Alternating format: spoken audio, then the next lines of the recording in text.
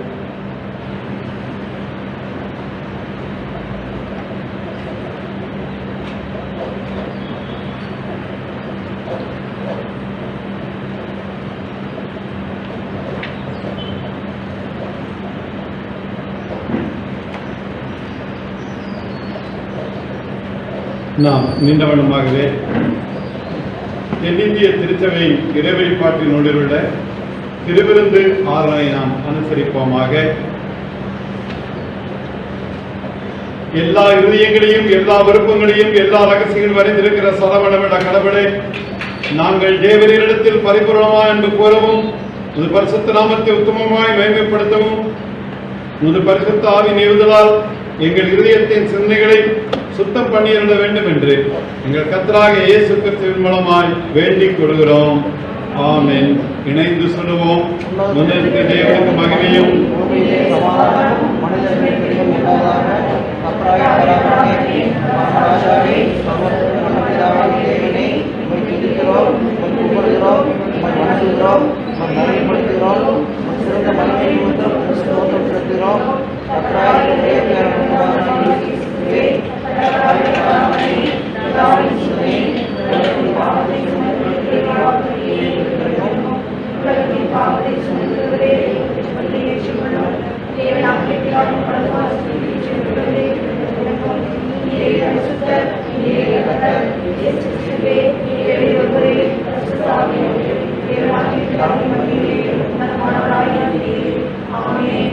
பத்து கற்பனை நாம் அனுசரிப்போமாக. கடவுள் திருவிடம் பற்றிய சொல்லிய வார்த்தைகளாவன, உன் தேவனாகிய கர்த்தர் நானே, என்னை உனக்கு வேறே தேவர்கள் உண்டா இருக்க வேண்டாம். மேலே வானத்திலும் கீழே பூமியிலும் பூமிக்கு தண்ணீரும் உண்டாருக்கு ஒப்பான ஒரு சொரூபத்தையாகவும் யாதொரு விக்கிரகத்தையாகவும் നിങ്ങൾക്ക് உண்டாக்க வேண்டாம். இவளை நமஸ்கரிக்கவும் சேவிக்கவும் வேண்டாம். உன் தேவனாகிய கர்த்தருடைய நாமத்தை வீணிலே வழங்காதிருப்பாயாக. ஓய்வு நாளை பரிசுத்தமாய் ஆசரிக்க நினைப்பாயாக. 6 நாளும் நீ வேலை செய்து உன் கிரியைகளை எல்லாம் நடப்பிப்பாயாக. 7ஆம் நாளோ உன் தேவனாகிய கர்த்தருடைய ஓய்வு நாள். உன் நாட்கள் நீடித்து நிலைத்திருப்பதற்கு உன் தகப்பனையும் உன் தாயும் கனம் பண்ணுவாயாக. கொலை செய்யாதிருப்பாயாக. விபச்சாரம் செய்யாதிருப்பாயாக.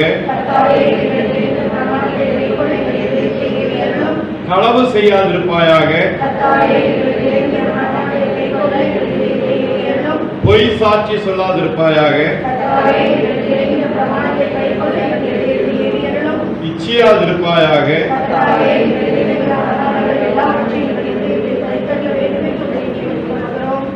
சகோதர சகோதரிகளே, நாம் இப்பொழுது கடவுளுடைய மகா பரிசுத்த வசனத்தை கேட்கவும் ஆண்டவருடைய சரீரத்தையும் இரத்தத்தையும் பெற்றுக்கொள்ளவும் இங்கே கூடி வந்திருக்கிறோம். உத்தம மனஸ்தாபத்தோடும் உண்மையான விசுவாசத்தோடும் இடத்தில் கிட்டி சேருவதற்காக கடவுளுடைய கிருபையை தேடி முழங்கால் படியிட்டு அமைதியாக நம்மை நாமே சோதித்து அறிவோமாக.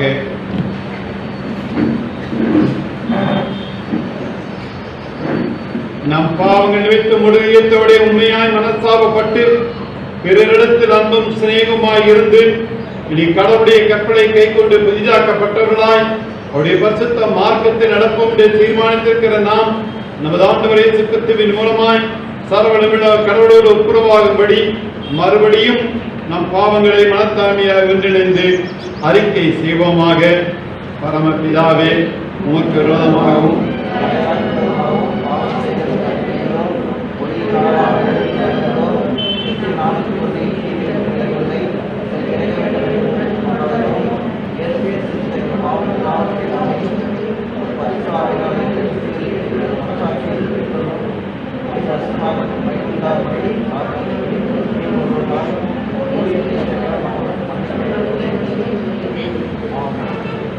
இயேசு கிறிஸ்துவின் மூலமாய் தமிழத்தில் உண்மையாய் மறந்து பெரிய ஆவலுக்கும் நடப்படுகிறேன்.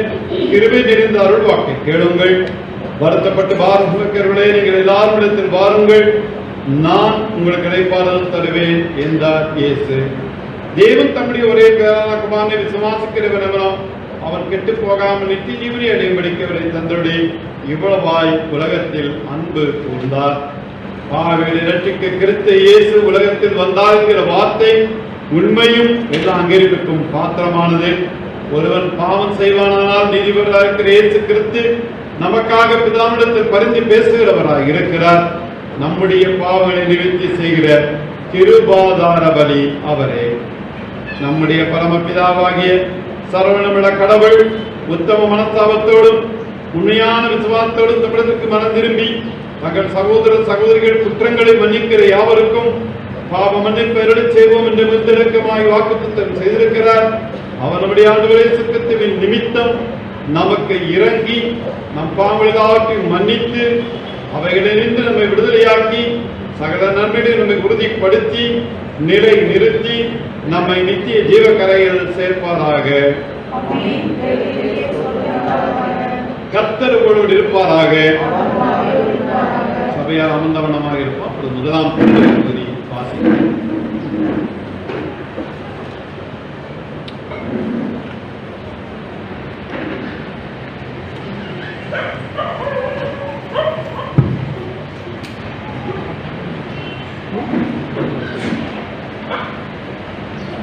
வாசிக்க வேண்டிய முதலாம் திருமறை வேதபாடம் நீதிமொழிகள் 16வது அதிகாரம் 1 முதல் 8 வசனங்கள்.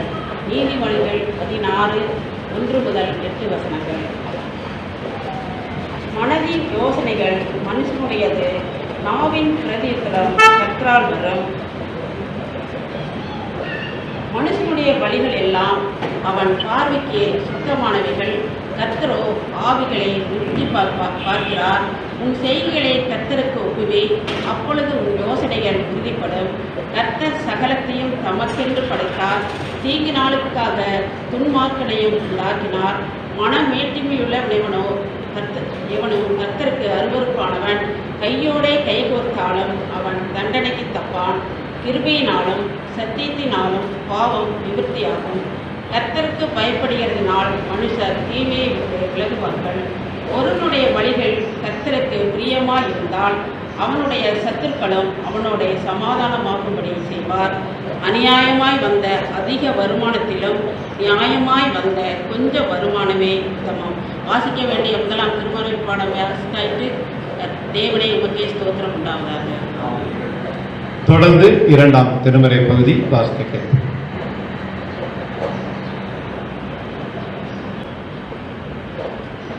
நற்செய்தி பகுதிக்காக நம் அனைவரும் எழுந்து நிற்போம். தெரிந்து கொள்ளப்பட்ட இரண்டாம் திருமறை பகுதி லூக்கா எழுதின சுவிசேஷம் 1 முதல் 6 வசனங்கள் முடிய 1ஆம் அதிகாரம் 1 முதல் 6 வசனங்கள் முடிய. மகா கணம் பொருந்திய தேயோர் குழுவே, நாங்கள் முழு நிச்சயமாக நம்புகிற சங்கதிகளை ஆரம்பம் முதல் கண்ணார கண்டு வசனத்தை போதித்தவர்கள் எங்களுக்கு ஒப்புவித்தபடியே அவர்களை குறித்து சரித்திரம் எழுத அநேகம் பேர் ஏற்பட்டபடியினால் ஆதி முதல் எல்லாவற்றையும் திட்டமாக விசாரித்திருந்த நானும் உனக்கு உபதேசிக்கப்பட்ட விசேஷங்களின் நிச்சயத்தை நீ அறிய வேண்டும் என்று அவைகளை ஒழுங்காய் உமக்கு எழுதுகிறது எனக்கு நலமாய் தோன்றிற்று. யூதேய தேசத்தின் ராஜாவாகிய ஏரோதின் நாட்களில் அபயா என்னும் ஆசாரிய வகுப்பில் சகரியா என்னும் பெயர் கொண்ட ஆசாரியன் ஒருவன் இருந்தான். அவன் மனைவி ஆரோனுடைய குமாரத்திகளில் ஒருத்தி, அவள் பேர் எலிசபெத்து. அவர்கள் இருவரும் கத்தரித்த சகல கற்பனைகளின்படியையும் நியமங்களின்படியையும் குற்றப்பட்டவர்களாய் நடந்து தேவனுக்கு முன்பாக நீதியுள்ளவர்களாய் இருந்தார்கள் என்றார் என்பது வாசிமுறை தெரிந்து கொள்ளப்பட்ட இரண்டாம் திருமறை பகுதி வாசித்து முட்டாயிற்று. கிறிஸ்துவே ஸ்தோத்திரம் உண்டாகும். நாம் நின்றவனமாகவே நம்முடைய பற்றுறுதியை நிச்சய விசுவாச பிரமாணத்தின் வழியாக ஒன்றிணைந்து அறிக்கை செய்வோமாக. வானத்தையும் பூமியும் காணப்படும் காணப்படாதமான எல்லாவற்றையும் படைத்தவராயிருக்கிற சரவணமிழ பிதாவாகிய ஒரே தேவனை விசுவாசிக்கிறேன். ஒரே கத்திரமாய் தேவனுடைய ஒரே பேரான குமாரனமாய் இருக்கிற இயேசு கிறிஸ்துவை விசுவாசிக்கிறேன். அவர் சகல உலகம் உண்டாருக்கு முன்னே, அதாவது பிதாவினாலே ஜென்மிக்கப்பட்டவர், தெய்வத்தில் தெய்வமானவர், ஜோதியில் ஜோதியானவர், மெய் தேவனில் மெய்தேவனானவர், உண்டாக்கப்படாமல் ஜெனிக்கப்பட்டவர், பிதாவோடைய ஒரே தன்மையுடையவர், சகலத்தையும் உண்டாக்கினவர், மனிதராகி நமக்காகவும் நமக்கு ரட்சிப்பு உண்டாகவும் பரவடத்திலிருந்து இறங்கி பரிசுத்த ஆவியினாலே கன்னிமரியாதத்தில் அவதரித்து மனிதனானார். நமக்காக பந்துவிழத்தின் காலத்தில் சிலுவையில் அறையுண்டு பாடுபட்டு அடக்கம் பண்ணப்பட்டார். வேத வாக்கின்படி 3ஆம் நாள் உயிர்த்தெழுந்தார். பரவடத்துக்கேறி பிதாவின் வலது பாகத்திலே வீற்றிருக்கிறார். உயிரெல்லோரையும் மத்திய ஞாயிற்றிருக்க மகிமையோட திரும்ப வருவார். ஒளிராஜுக்கு முடிவில்லை. கத்திரமாய் ஜீவனை கொடுக்கிறமாய் பிதாவிலும் குமாரனும் நின்று கொடுக்கிறவருமாய் பிதாவோடும் குமாரனோடு கூட தொடர்ந்து தோற்கப்படுகிறோமாய் தீர்க்கதரிசிகள் மூலமாக உரைத்தவருமாய் இருக்கிற பரிசுத்த ஆவியும் விசுவாசிக்கிறேன். ஒரே பொதுவான அப்போஸ்தல திருச்சபை உண்டென்று விசுவாசிக்கிறேன். காமனுக்கு நிறுவப்பட்டவரை ஞான சான்று அடைக்கிறேன். மரித்தோர் விழித்தரும் மறிவுக்குரிய என்று காத்திருக்கிறேன். ஆமென். சபையார் அமர்வோம்.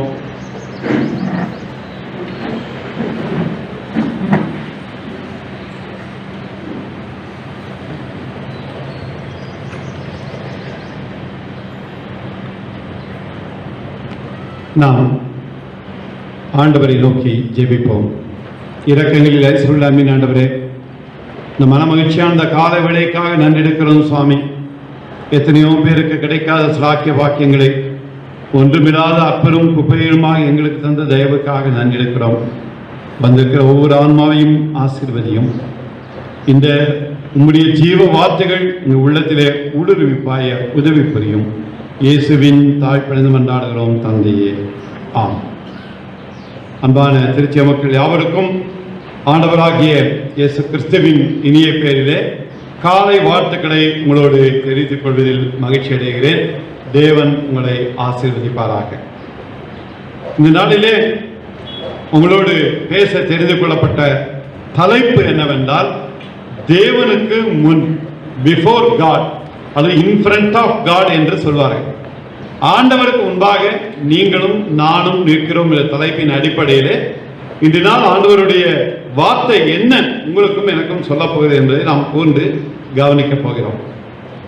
நினைக்கிறோம் என்னைக்குமே ஆண்டவரே முன்பாக தான் நான் இருக்கிறேன், ஜெபம் பண்ணும்போது நீங்க நிக்கிறது மாதிரி நான் நினைச்சிட்டு தூயாவியானவர்களுக்கு முன்பாக இருக்கிறது நான் ஜெபம் பண்றேன். ஆலயத்துக்கு வந்தாலும் சிலுவை இடத்தை பார்க்கும்போது ஆண்டவரே நீர் இங்க இருக்கிறீர், உங்களுடைய பிரசனம் இங்க இருக்கிறது நினைச்சுதான் நம்ம ஜெபம் பண்றோம். சோ ஆண்டவரை எனக்கு முன்பாக வைத்திருக்க என்று சங்கீதக்காரங்க தாவீது சொன்னது போல எப்பொழுதும் நம்ம என்ன நினைக்கிறோம், ஆண்டவரை உங்களுக்கும் எனக்கும் முன்பாக வைத்துட்டு தான் எல்லாவற்றையும் ஆண்டவர்கிட்ட நீங்களும் நானும் கேட்கிறோம். நம்ம கேட்கிறோம், ஆண்டவர் உங்களுக்கும் எனக்கும் பதில் தருகிறார். என்னென்னலாம் என்று பார்க்கும்போது சற்று முன்னதாக நற்செய்தி பாடமாக வாசிக்கப்பட்ட பகுதியை நீங்கள் திருப்பி பார்த்து என்றால் லூக்கா எழுதின நற்செய்தி நூல் 1 அதிகாரம் 6 வசனத்திலே கர்த்தருக்கு முன்பாக நீதிமான் என்கிற ஒரு தலைப்பு வருகிறது. ஆண்டவருக்கு முன்பாக நீதிமானாக நீங்களும் நானும் காணப்பட வேண்டும் என்று ஆண்டவர் விரும்புகிறார். நீதிமான் அப்படின்னா அர்த்தம் என்ன? ஒரு கடுகளவும் குற்றம் செய்யாத நீதிமான். ஸோ நம்ம ஆராய்ந்து பார்க்கணும், நான் நீதிமானா? நானே எனக்கு டைட்டில் போட்டுக்க முடியாது நான் நீதிமான் என்று. இன்னொருத்தர் சொல்லணும், எல்லாத்துக்கும் மேலாக ஆண்டவர் சொல்லணும். ஸோ ஆண்டவருக்கு முன்பாக நீதிமான்கிற அடிப்படையில் பார்க்கும் பொழுது லூக்கா 1:6 அவர்கள் இருவரும் யார் அந்த நிகழ்வு நமக்கு தெரியும், சகரியா அண்ட் எலிசபெத். கர்த்தர் இட்ட சகல கற்பனைகளின்படியையும் நியமங்களின்படியையும் குற்றம் அற்றவர்களாய் நடந்து தேவனுக்கு முன்பாக நீதி உள்ளவர்களாய் இருந்தார். பாருங்க, ஒரு ஒற்றுமை. அந்த ஒற்றுமை எப்படி சொல்றாரு? கணவன் மனைவி 2 சாரார் எடுத்துன்னு சொல்றாரு. கணவன் மட்டும் கரெக்டா இருந்து மனைவி சரியில்லைன்னா பிரயோஜனம், மனைவி மட்டும் கரெக்டா இருந்து கணவர் சரியில்லைன்னா பிரயோஜனம். கணவனும் மனைவி எந்த குடும்பம் ஆனாலும் எந்த விஷயம் ஆனாலும் எப்படி இருக்கணும்? ஒரு வண்டி ஓடுக்கு மாடு 2 ஒன்னா போனதான் வண்டி கரெக்டா ஓடும். ஒவ்வொரு மாடும் நான் ஏன் இஷ்டத்துக்கு போறேன்னா வண்டி ஓட்ட முடியுமா? அது வண்டி ஓடுமா? ஓடாது. அதைத்தான் அழகாக சொல்கிறார், ஆண்டவர் இட்ட சகல கற்பனைகளின்படி. கற்பனை என்னென்ன? கட்டளை. சற்று முன்னதாக 10 கற்பனை நாம் படித்தோம். நீண்ட இடைவெளிக்கு பின்பு 10 கற்பனைகளை நாம் திரும்ப யோசித்து பார்ப்பதற்கு ஆராய்வதற்கு ஒரு வாய்ப்பை ஆண்டவர் நமக்கு தருகிறார். நியமங்களின்படியே குற்றம் அற்றவர்களாய் நடக்கும். இன் ஃப்ரண்ட் ஆஃப் காட் தான் அழகா சொல்றார். ஆண்டவருடைய சன்னதியிலே வரும்பொழுது, ஆண்டவருக்கு முன்பாக நீங்கள் நானும் நிற்கும் பொழுது எப்படி இருக்கணும்? குற்றம் அற்றவர்களாக இருக்க வேண்டும். நினைக்கலாம், எப்படிங்க முடியும்? நான் மனுஷன் தானே, நான் குற்றம் செய்கிறவர் தானேன்னு நம்ம சொல்றது புரியுது. எஸ், இல்லைன்னு நான் சொல்றேன். இருந்தாலும் தெளிவாக திருமறை நமக்கு கற்பிக்கிறது, கடவுளுக்கு முன்பாக குற்றம் அற்றவர்களாக இருக்க வேண்டும். மனுஷனை ஏமாத்திடுவான், யாரை ஏமாற்ற முடியாது? நீங்களும் நானும் ஆண்டவரை ஒரு நாளும் ஒரு காலம் யாரை ஏமாற்ற முடியும்? ஸோ ஆண்டவருக்கு முன்பாக நிற்கும் போது ஒரு ஜிராக்ஸ் காப்பி எப்படி எடுக்கிறோமோ அதே போல தெளிவாக உங்களுடைய என்னுடைய உள்ள கிடைக்குகள் மனசுக்கு அப்படியே பளிச்சுன்னு தெரியும். ஆண்டவர்கிட்ட போயிட்டு ஒரு தப்பை பண்ணிட்டு நான் பண்ணலன்னு சொல்ல முடியாது. நம்ம உள்ள ஒரு அழுக்கை வச்சுட்டு வெளியில அழுக்கு இல்லைன்னு யார்கிட்ட சொல்ல முடியாது? ஆண்டவர்கிட்ட நீங்களும் நானும் சொல்ல முடியும். மனுஷன் தெளிவாக வருது, முகத்தை பார்க்கிறார். ஆண்டவர் எங்க பார்க்கிறார்? அகத்தை பார்க்க, உள்ளதான் பார்க்கிறார். மனுஷன் வெளியில பார்த்துட்டு நல்லா கலரா இருக்கிறானா, வெரி குட். நல்லா அழகா நிறைய பவுடர் போட்டுக்கிறானா, குட். இப்படி போயிடுவார். ஆனா ஆண்டவர் அப்படி பார்க்கறது, நம்முடைய அகக்கண்ணிலே உள்ள என்ன இருக்குது பார்க்க. அதான் சொல்றாரு, குற்றமற்றவர்களானது தேவனுக்கு முன்பாக, the main in front of God, நீதி உள்ளவளா இருந்தார். ஆண்டவருக்கு முன்பாக நாமளே இன்னைக்கு காலையில் வந்திருக்கிற கேள்வி கேட்டுக்கலாம். ஆண்டவருக்கு முன்பாக ஆண்டவருடைய பிரசன்னத்தில் வந்திருக்கிற நான் நீதி உள்ளவனாக இருக்கிறேனா? ஜஸ்டிஸ் கரெக்டா நான் செய்யறேனா, அல்லது என்னுடைய மனசாட்சிக்கு விரோதமாக செய்கிறேனா என்பதை ஒன்றை நம்ம ஆராய்ந்து பார்க்க வேண்டும். ஏன் அதை நான் சொல்றேன்னா, நம்ம மனுஷன், நம்ம யாரும் கடவுள் அல்ல. தவறுவது இயற்கை, தவறை சரி பண்ணுவதும் கரெக்ட். ஆனால் அதுக்காக தப்பு பண்ணிக்கிட்டே இருக்கலாம், கரெக்ட் பண்ணிக்கிட்டே இருக்கலாங்கிற ஆபத்திலையும் மாட்டிக்க கூடாது. அழகாக சொல்கிறார், உங்கள் நீதி உள்ளவர்களா இருந்தார். அப்ப அதே மாதிரி ஆண்டவருக்கு முன்பாக வரும்பொழுது நான் கரெக்டா இருக்கிறேன் ஆராயும். இரண்டாவதாக பார்க்கும்போது தேவனுக்கு முன்பாக இந்த தயவு என்கிற நிலையில பார்த்தேன். அப்போஸ்தலர் நடவடிக்கைகள் 7ஆம் அதிகாரம் 46ஆம் வசனம். அப்போஸ்தலர் 7:46 நீங்கள் பார்த்திருந்தால் இவன் யோசுவா குறித்து சொல்லப்படுகிறது. தேவனிடத்தில் தயவு பெற்றபடியினால் யாக்கோவின் தேவனுக்கு ஒரு வாசஸ்தலத்தை தான் கட்ட வேண்டும் என்று விண்ணப்பம் பண்ணினான். அவனுடைய வாஞ்சை என்ன? ஆண்டவருக்கு என்ற ஒரு வாசஸ்தலம் கட்டப்பட வேண்டும். அப்போ தேவனிடத்தில் தயவு பெற்றிருந்தபடியா நமக்கு தெரியும், ஒரு இடத்தை வாங்குறது, ஒரு கோயிலை கட்டுறது, ஒரு ஆண்டவருடைய காரியத்தில் ஒரு சின்ன வேலையை பெரிய வேலையை செய்யுது நம்மளால சுயமா ஒரு நாளும் பண்ண முடியும். இந்த அனுபவத்தில் தைரியமாக என்னால சொல்ல முடியும். With the help of God the almighty, ஆண்டவருடைய கிருபையும் அழகா சொல்றது, ஆண்டவருடைய தயவும் இல்லாம இருந்தா நீங்களும் பண்ண முடியாது, நானும் பண்ண முடியாது. ஆண்டவருடைய கிருபையும் தயவும் உங்களோடு என்னோடு இருக்கிறபடியால் இதெல்லாம் ஆம் முடியும் நம்பிக்கை வருது. அதான் சொல்றாரு, தயவு பெற்றபடியால் யாக்கோவின் தேவனுக்கு ஒரு வாசஸ்தலத்தை தான் கட்ட வேண்டும் என்று விண்ணப்பம் பண்ணி, ஆண்டவரே உமக்கு நான் ஒரு இல்லத்தை கட்ட வேண்டும், ஒரு ஆலயத்தை கட்ட வேண்டும் என்று விண்ணப்பம் பண்ணி அது நிறைவேறும். இப்படி நம்முடைய வாழ்க்கையில் எவ்வளவோ விண்ணப்பங்கள் உங்களுக்கும் எனக்கும் உண்டு. எவ்வளவு விண்ணப்பங்கள் ஆண்டவருடைய பாதப்படையில் நம்பர் 1, 2, 3 வரிசையா அடுக்கி வைக்கிறோம். இதெல்லாம் என்னுடைய அஜெண்டா ஆண்டவரே, இதெல்லாம் என்னுடைய விண்ணப்பங்கள். எது உங்களுக்கு சித்தம் இருக்கிறதோ அதை மட்டும் என்னுடைய வாழ்க்கையில் நிறைவேற்றும் என்று நீங்களும் நானும் கேட்கும் பொழுது ஆண்டவர் பார்த்து மனமிறங்கி ஏற்ற வேளையிலே ஏற்ற காரியங்களை உங்களுக்கும் தருகிறார், எனக்கும் தருகிறார் என்பதை நம்ம மறந்து விடக்கூடாது. மூன்றாவதாக பார்க்கும் பொழுது அதே அப்போஸ்தலருடைய நடவடிக்கைகள் 10ஆம் அதிகாரம் 4ஆம் வசனத்திலே தேவனுக்கு முன்பாக நினைப்பூட்டுதல், இன் ஃப்ரண்ட் ஆஃப் காட்.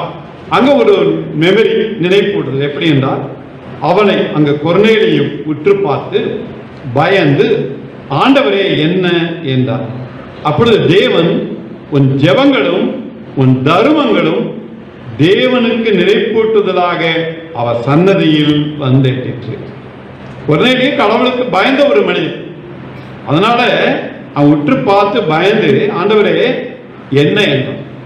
ஆண்டவர் ஒருவேளை திடீர்னு பகலையோ இரவுலையோ நேரடியா பார்த்து உங்களை என்னைய பார்த்து நம்ம என்ன பண்ணுவோம்? பயப்படுவோம். என்ன ஆண்டவரே நீங்க இங்க வந்துட்டீங்க அப்படின்னு ஒரு ஃபியர்னஸ் இருக்கும். அதே போல இருந்தது. அப்பொழுது அவர் சொல்றாரு, ஜெபங்களும் உன் தர்மங்களும் தேவனுக்கு நினைப்பூட்டுதலாக அவர் சன்னதியில் வந்திருக்கிறது. யாருடைய ஜெபங்கள்? கொர்நேலியுடைய ஜெபங்கள், தர்மங்கள். ரெண்டு காக்கும். தர்மம் தலை காக்கும் என்று சொல்லுவாங்க. நம்ம நினைக்கிறோம் கொஞ்சம் கொடுத்தாலும் அதிகமாக கொடுத்தாலும் தர்மம் தர்மம் தான். தர்மம் யாரால கொடுக்க முடியும்? இருக்கிறவனால தான் கொடுக்க முடியும், இல்லாதவனால கொடுக்க முடியும். ஸோ சில வேளைகளில நம்ம கொடுப்பது கடவுளாக கூட இருக்கலாம், ஆண்டவராக இருக்கும். ஆண்டவர் எந்த வடிவிலையும் வரலாம். அவர் தான் பிச்சைக்கார வடிவிலையும் வருவார், பணக்கார வடிவிலையும் வருவார். எப்படி வருவார்? நம்ம விரட்டி அடிச்சிட்டோம்னா லாஸ் நமக்கு தான். நம்மால முடிந்ததை ஏண்டதை மனசார கொடுக்கும் பொழுது அந்த தர்மங்கள் நினைப்பூட்டப்படும். அது மட்டும் இல்லாமல் உங்களுடைய ஜெபங்களும் ஆண்டவர் 2 பாயிண்ட் சொல்றார். ஒன்று ஜெபம், இரண்டாவது தர்மம். நம்ம எல்லாம் ஜெபம் பண்ணியிருப்போம், தர்மம் பண்ணியிருப்போமா? கொஞ்சம் யோசித்து பார்க்கலாம். தர்மம் நீங்க பண்ணியிருந்தா பாக்கியவான்கள், பாக்கியவரி என்று தைரியமா சொல்லலாம். யார் இல்லை என்று வருகிறார்களோ, இல்லையே என்று நமக்கு தெரியுமோ அவங்களுக்கு நாம் முடிந்த அளவுக்கு செய்யும் பொழுது ஆண்டவர் மீதியை ஃபுல்ஃபில் நமக்கு பண்ணுவார். அதே போல அப்போஸ்தலருடைய நடவடிக்கைகள் 10ஆம் அதிகாரம் 33ஆம் வசனத்தை நீங்கள் பார்த்திருந்தால் தேவனுக்கு முன்பாக கூடுதல் என்பதை குறித்த தலைப்பிலே வருகிறது. அந்தபடியே நான் இங்க பேதுரு சொல்றார், உடனே உம்மிடத்திற்கு ஆள் அனுப்பினேன், நீர் வந்தது நல்ல காரியம், தேவனாலே உமக்கு கட்டளையிட்ட யாவையும் கேட்கும்படிக்கு நாங்கள் எல்லாரும் இப்பொழுது இங்கே தேவ சமூகத்திலே கூடியிருக்கிறோம் என்றார். தேவ வார்த்தையின்றி நான் உங்களோடு சொல்ல விரும்புகிறேன். ஆண்டவரை மகிமைப்படுத்த, ஆண்டவரை மேன்மைப்படுத்த, ஆண்டவருடைய இடத்திலே வீட்டிலே நீங்களும் நானும் ஒன்றாக கூடியிருக்கிறோம். எத்தனை பேருக்கு இருக்கு திருவிருந்து ஆராதனை, ஹோலி கம்யூனியன் போது மகிழ்ச்சி. அந்த பேண்டமிக் டைம்ல எனக்குள்ள 7-8 மாதமாக திருவிருது இல்லாம யார் யாரெல்லாம் எவ்வளவு கஷ்டப்பட்டோங்கிறது எங்களுக்கு தெரியும், எல்லாருக்கும் தெரியும். அதனால நானும் எங்க போனாலும் எங்கேயும் கம்யூனியனே எடுக்கல. ஏன்னா திருவிருது எடுக்க வேண்டும் என்றால் திருச்சி மக்களோடு தான் எடுக்க வேண்டும். எங்க போய் எடுக்கிறது திருவிருது தான், இல்லைன்னு இருந்தாலும் எடுக்கக்கூடாது.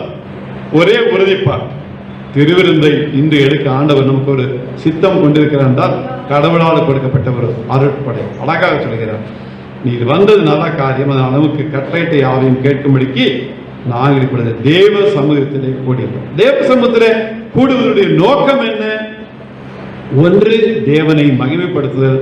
இரண்டாவதாக உங்களுடைய என்னுடைய விண்ணப்பங்களை ஆண்டவரிடத்திலே சேர்த்த.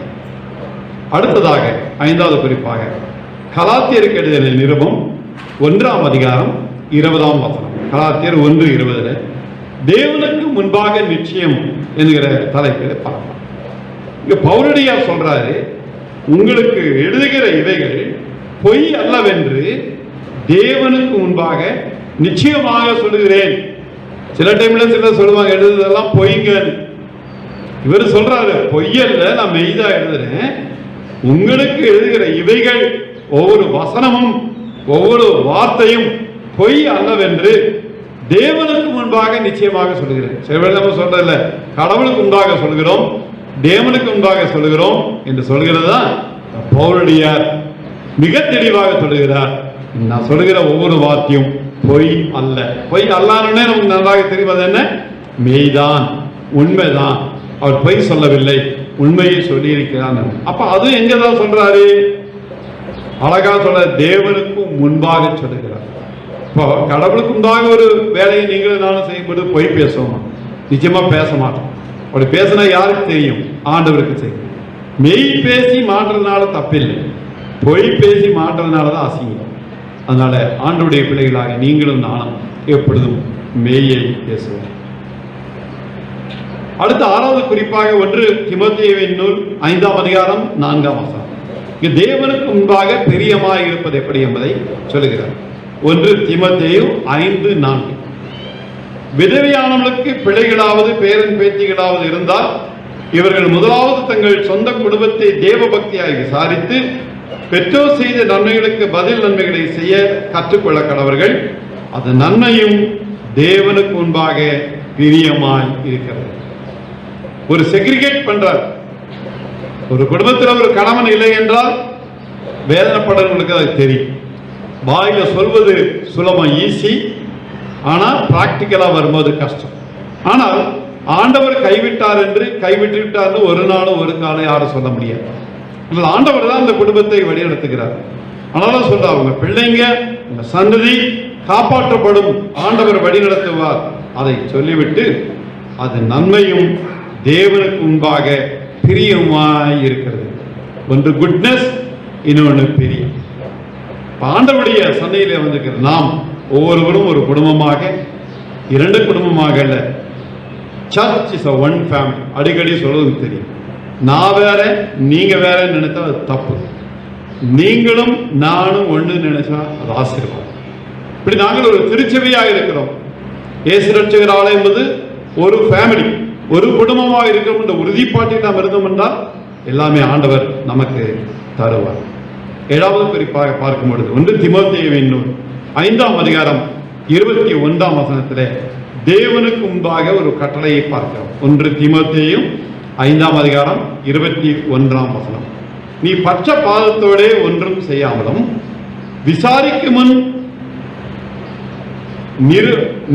நிர்ணயம் பண்ணாமலும் இவைகளை காத்து நடக்கும்படி தேவனுக்கும் கர்த்தராகிய இயேசு கிறிஸ்துவுக்கும் தெரிந்து கொள்ளப்பட்ட தூதருக்கு முன்பாக உறுதியாய் கட்டளையிடுகிறேன். என்ன சொல்றாருன்னா, சிலவங்க என்னன்னு விசாரிக்க மாட்டாங்க, தீர்ப்பு சொல்லிடுவாங்க. அப்படி சொல்லக்கூடாது அப்படிங்கிறது சொல்றாரு.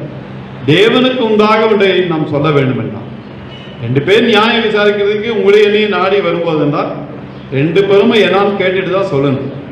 வர்றதுக்கு முன்னாடியே நம்ம ஒரு முடிவை எடுத்து வச்சுக்கிட்டு நீ ரைட்டு நீ தப்புன்னு சொன்னா அது தப்பு. அழகா சொல்ற, எதையும் நீங்க நிர்ணயம் பண்ணக்கூடாது, எல்லாம் விசாரிக்காம டக்குன்னு நீங்க பதில் சொல்லக்கூடாது. திருமறையில இருக்கிற ஒரு நிகழ்வு உங்களுக்கு தெரியும். 2 அம்மாமாங்க ஒரு குழந்தைக்கு சண்டை போட்டிருந்தாங்க. இது ஏன் குழந்தை தான் உன் குழந்தை. ராஜா என்ன பண்ணார், அதை குழந்தைய கொண்டு வர சொல்லி அந்த குழந்தைய வெட்டி ஆளுக்கு பாதி சொன்னார். ஒரிஜினல் அம்மா ஒத்துக்குவாங்களா? டூப்ளிகேட் அம்மா வேணா ஒத்துக்கலாம், ஒரிஜினல் அம்மா எனக்கு இல்லாட்டாலும் பரவாயில்ல குழந்தைய. அதுதான் ஒரிஜினல். கண்டுபிடிக்கிறதுக்கு என்ன வேணும்? ஞானம் வேணும். அப்புறம் சுலபமா கண்டுபிடிச்சாரு, இதுதான் அந்த குழந்தை, நீங்க எடுத்துட்டு போங்கம்மான்னு கொடுத்தாரு. ஸோ உண்மை என்னைக்கும் உலகத்தில் உறங்கா, பொய் என்னைக்கும் அழிந்து போகும்.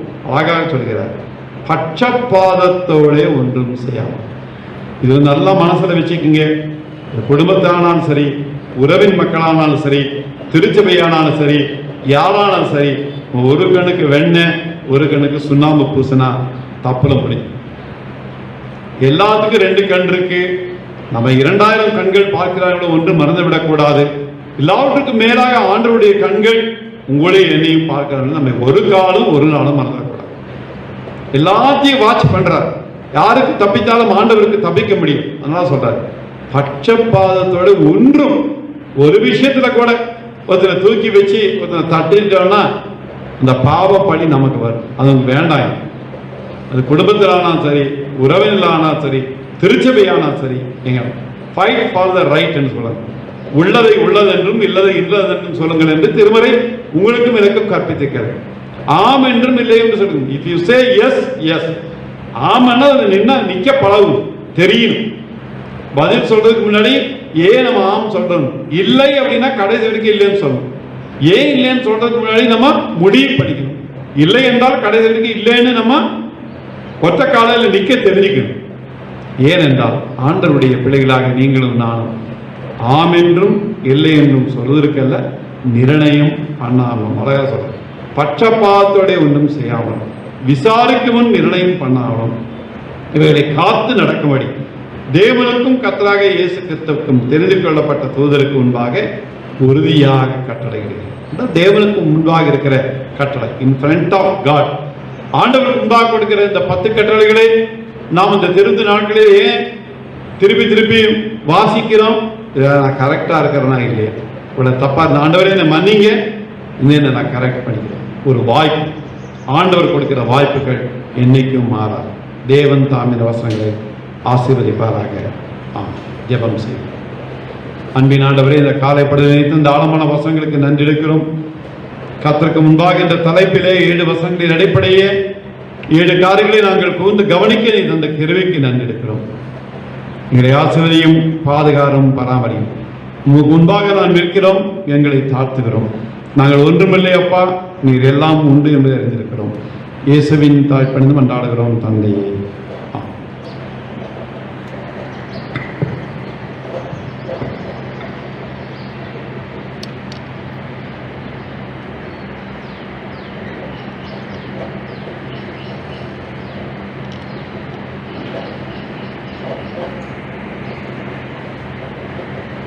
மீண்டுமாக ஆண்டவருக்கு நன்றி செலுத்த 2வது பாடல் இசைக்கப்படும். அப்பொழுது காணிக்கை, உங்கள் சந்தா காணிக்கை கொண்டு வந்து நீங்கள் வரிசையாக செலுத்த அன்போடு கேட்டுக்கொள்ளப்படுகிறது.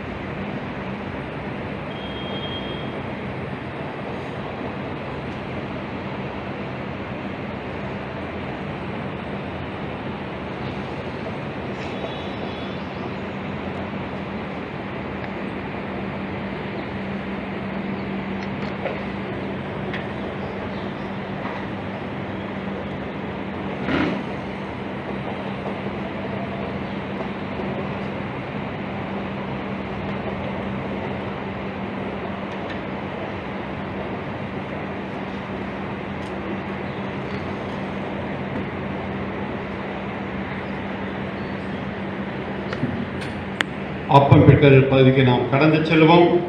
இதோ சகோதர சகோதரர்கள் ஒருமித்து வாசம் பண்ணுகிறது எவ்வளவு நன்மையும் எவ்வளவு இன்பமானது. அந்த ஒரே அப்பத்தில் நாம் எல்லாரும் பங்கு பெறுகிறபடியால் அநேகரான நாம் ஒரே அப்பமும் ஒரே சரீரமாக இருக்கிறோம். நான் அவருடைய கூடத்தில் ஆண்டு பலியிட்டு கத்தரை பாடி அவரை கீர்த்தனை பண்ணுவேன். இல்லை பக்கத்தில் இருக்கிறவங்களுக்கு கை கொடுக்காம அதுக்கு ஒரு வந்தனம் செலுத்த அன்போடு நான் கேட்டுக்கொள்கிறேன். டோன்ட் கிவ் செகண்ட், ஒன்லி தோத்திரம். இயேசுவே உத்தம பிரதான ஆசாரியரே, நீர் ஒரு சீடர் மத்தியில் பிரசனமாயிருந்தது போலவே எங்கள் மத்தியிலும் பிரசனமாகி அப்பத்தை பிற்கே எங்களுக்கு வெளிப்படுத்தி அருளும். நீரே பிதாவோடும் பரிசுத்த ஆவியோடும் சதா காலமும் ஒரே கடவுளாக ஜீவித்து அரசாடுகிறேன். ஆமென். ஆண்டவர் உங்களோடு இருப்பாராக. உங்கள் இதயத்தை உயர்த்துங்கள். நம்முடைய ஆண்டவராகிய கடவுளுக்கு தோத்திரம் செலுத்த கடவோம். ஆண்டவரே பரிசுத்த பிதாவே, சரவணம் நித்திய கடவுளே, நாங்கள் எக்காலத்திலும் எவ்விடத்திலும் தோத்திரம் செலுத்துகிறது தகுதியும் நீதியும் விசேஷ கடமையுமாக இருக்கிறது. உமது குமாரங்கள் ஆண்டவருமாக இயேசு கிறிஸ்துவின் மூலமாக நிர்வாணங்களையும் பூமியும் எல்லாற்றையும் சிருஷ்டித்தீர். மனிதனுடைய சாயலாக உண்டாக்கினீர். உன் பாவத்தில் விழுந்தபோது புது சிருஷ்டியின் முதற் பலனாக நீர் அவனை மீட்டுக் கொண்டீர். ஆதலால் தூதரோடும்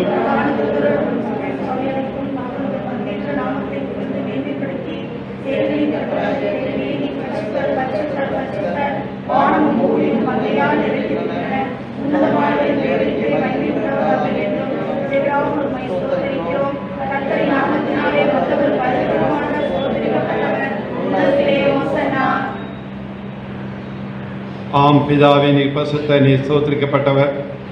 தேவரின் மனித உருக்கமாய் அன்பு கூர்ந்து இது ஒரே பேரான குமாரனாகிய இயேசு கிறிஸ்துவின் தன்மையை தரித்துக் கொள்ளவும் சிலுவில் மறித்து எங்களை மீட்டுக் கொள்ளவும் அவரை தந்துவிடுகிறீரே.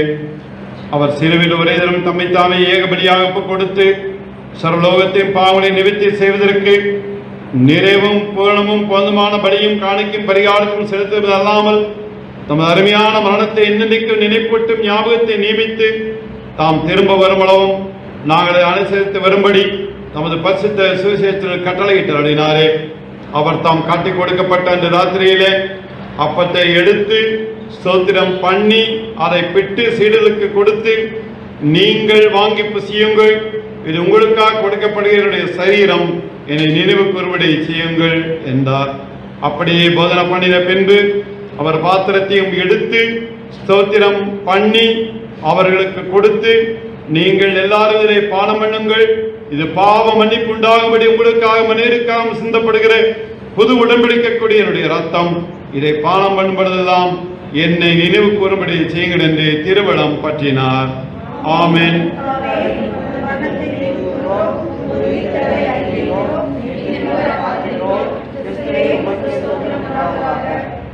நமது இரட்சகராகிய கிறிஸ்து கற்பித்தபடி அவர் நமக்கு அருளப்பட்ட தைரியத்தோடு இணைந்து சொல்லுவோம். பரவண்டலுக்கு எங்கள் பிதாவே,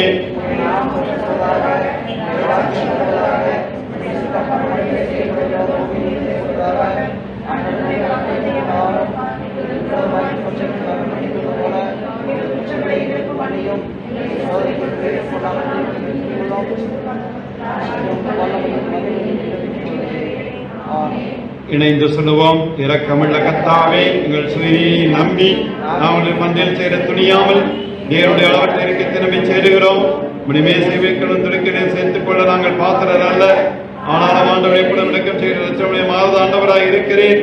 ஆகியால் கருவிட கர்த்தாவே, தர்மியான குமாரனாகிய இயேசு கிறிஸ்துவின் எமதியான சரீரத்தாலும் இரத்தத்தாலும் எங்கள் பாவன சரீரம் ஆத்மாவும் சுத்தமாகி எப்படி நாங்கள் அவருக்குள்ளும் எங்களுக்குள்ளும் வாசம் இருக்க ஏற்ற விதமாய் உடைய சரீரத்தை புசித்து உடைய ரத்தத்தை பானம் பண்ண எங்களுக்கு கிருபை செய்யணும். ஆமென். நாம் பெற்கிற அப்பம் கிறிஸ்துடைய சரீரத்தின் ஐக்கியமாய் இருக்கிறது அல்லவா?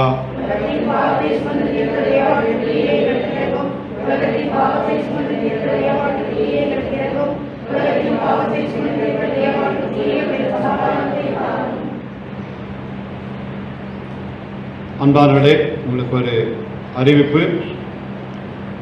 கையிலே தொடக்கூடாது என்பதற்காக சிறப்பு பாக்கெட்டில் இது சிறப்பாக ஒவ்வொரு இடத்திலும் அப்போ உங்களுக்கு பேக் பண்ணி வைக்கப்பட்டிருக்கிறது.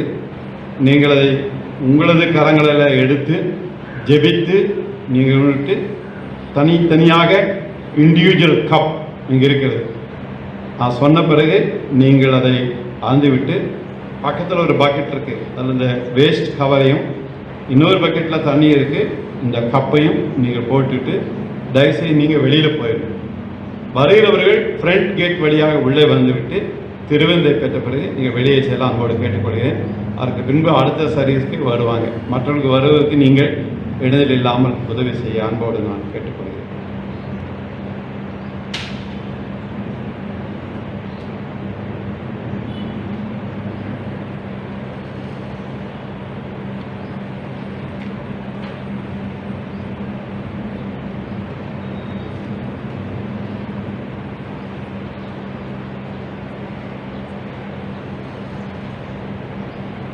நீங்கள் முதலீடுகள் ஒவ்வொருவராக வந்து ஒரு பேக்கெட் நீங்கள் எடுத்துட்டு ஒரு கப் எடுத்து நீங்கள் குடிச்சிட்டு நீங்கள் போக அன்போடு நான் கேட்டுக்கொள்கிறேன். 1 by 1.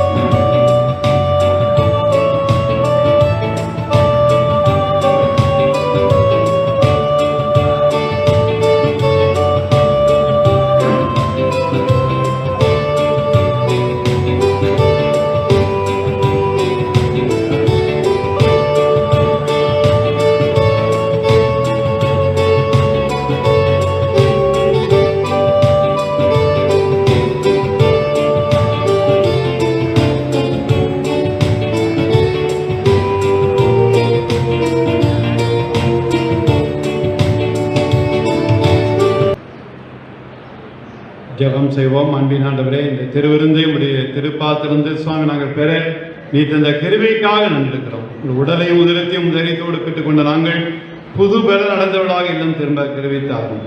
தொடர்ந்து ஆசீர்வதியும் பலப்படுத்தும். இயேசுவின் தாய் பணிந்து மன்றாடுகிறோம் தந்தையே. நிறைவு பாடல் இசைக்கப்படும்.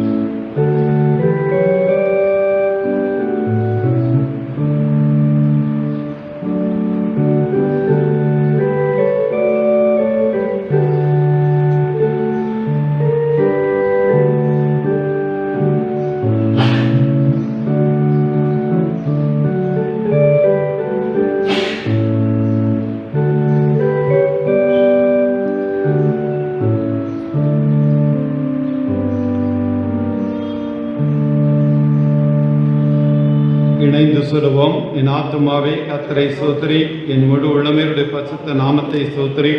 என் ஆத்துமாவே கர்த்தரை ஸ்தோத்திரி, அவர் செய்ய சகல உபகாரங்களையும் மறவாதே. ஆம். எல்லாவற்றுக்கும் மேலான தேவ சமாதானம் நம்மோடு இருந்து நம் தேவனையும் குமாராக இயேசுவை பற்றி அறிவிலும் மன்னிப்பிலும் நிலைத்திருக்கும்படி நம் இறுதியத்தையும் சிந்தியும் காக்க கடவுது. பிதா, குமாரன், பரிசுத்த ஆவியுமாகிய சர்வ வல்லமை பொருந்தின தேவனுடைய நிலையான ஆசீர்வாதம் எப்பொழுதும் நமக்குள்ளே நிலைத்திருக்க கடவுது. ஆமென், ஆமென், ஆமென்.